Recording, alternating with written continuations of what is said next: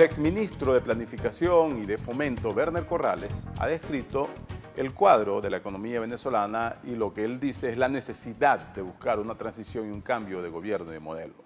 El punto es que durante estos años han tejido muchísimos intereses dentro del chavismo y esto es un tema de poder y de dominio.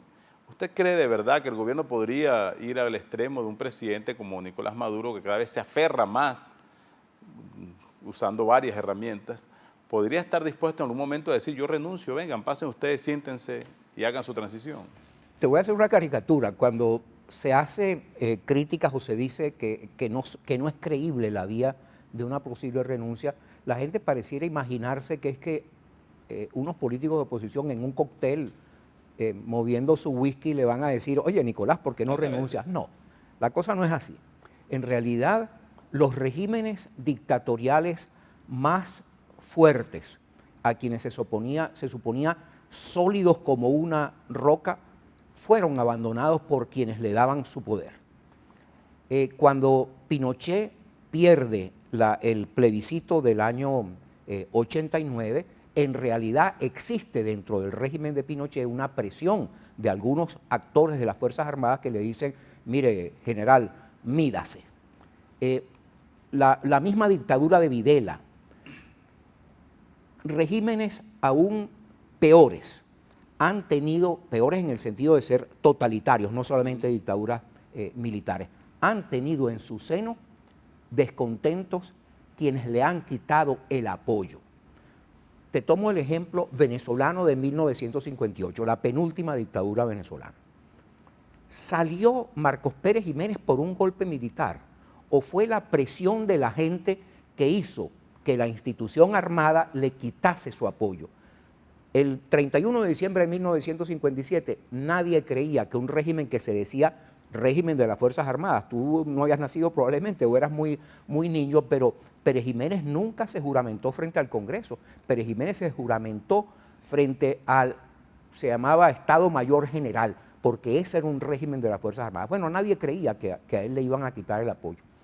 Tan no fue un golpe, sino que fue la reacción de actores de las Fuerzas Armadas que decidieron quitarle el apoyo al régimen, que quien es designado por las Fuerzas Armadas presidente de la Junta de Gobierno es un vicealmirante, un hombre que no tenía comando, que no era realmente un militar con poder de fuego.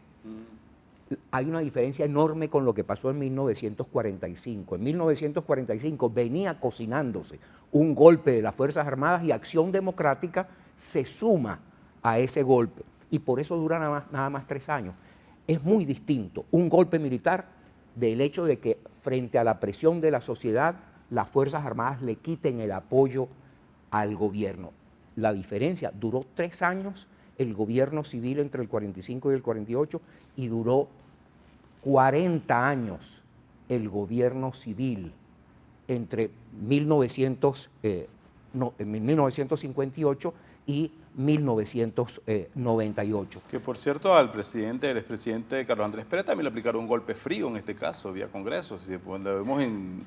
Pero fíjate bien, era un mecanismo constitucional. No estoy con esto justificando lo que sucedió con Carlos Andrés, cuando a Carlos Andrés se lo lleva a la figura de exigir su renuncia por las vías constitucionales, se abrió la puerta al desorden, al derrumbe constitucional de Venezuela. Eso definitivamente, pero era una vía constitucional. Pero volviendo, el hecho es, la salida del gobierno de Maduro es algo que se está exigiendo incluso en el seno mismo del chavismo. ¿En serio? ¿Quiénes? En el mismo seno del chavismo hay actores que están presionando, bueno, se ven a cada momento, y yo no podría, sería irresponsable de mi parte decir un nombre, decir el general tal. ¿Usted identifica corrientes dentro del chavismo hoy en día? Sí. ¿Cuáles? Hay por lo menos 3 corrientes, hay por lo menos 2 corrientes adversas al gobierno de Maduro. Una se expresa todos los días a través de Aporrea,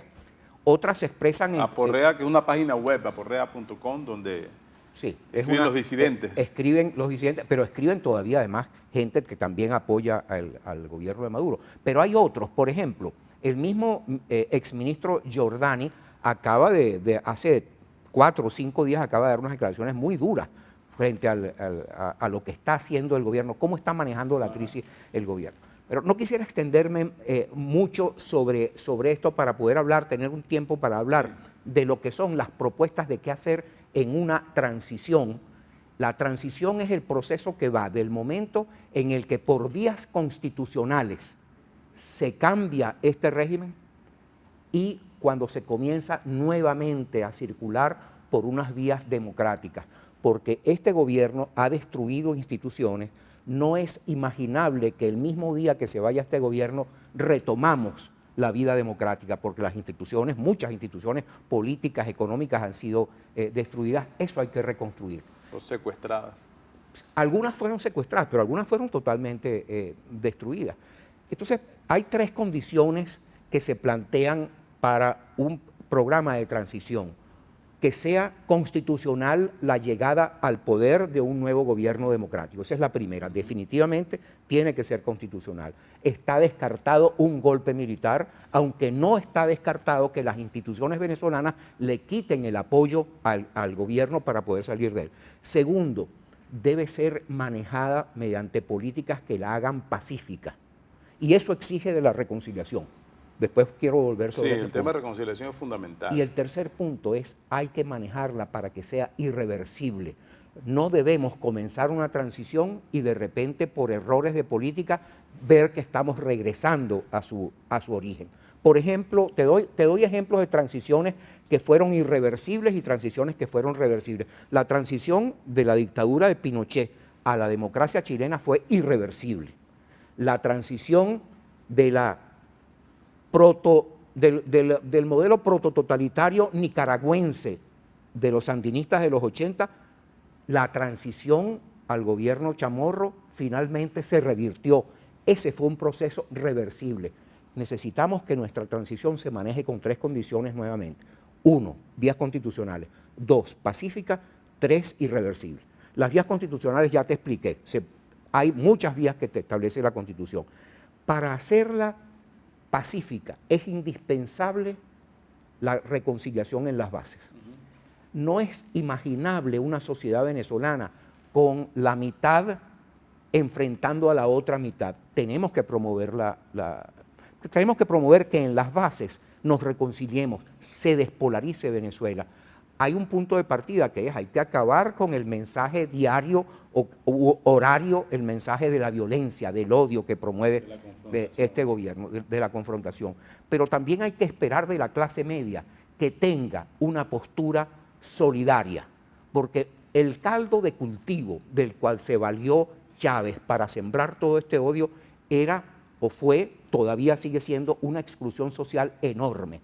La clase media tiene que acercarse a los grupos populares, no a regalar, a cooperar para formar capacidades. Me gustaría, perdón, tenemos que dar una pausa, volver sobre ese punto de la clase media, porque paradójicamente la clase media también es la más golpeada en la Venezuela contemporánea.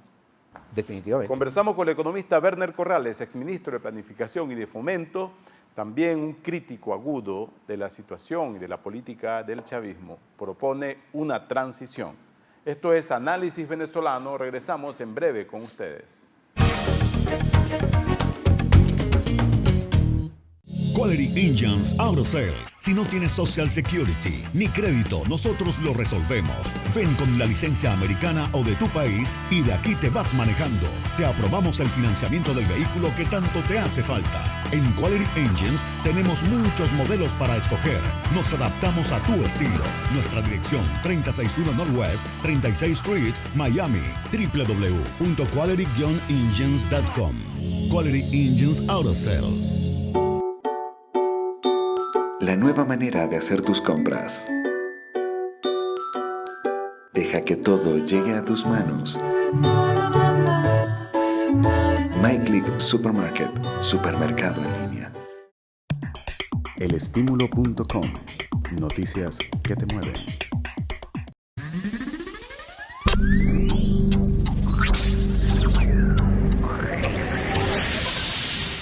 Muy pronto, Tronic Solutions, vanguardia tecnológica al mayor y al detal.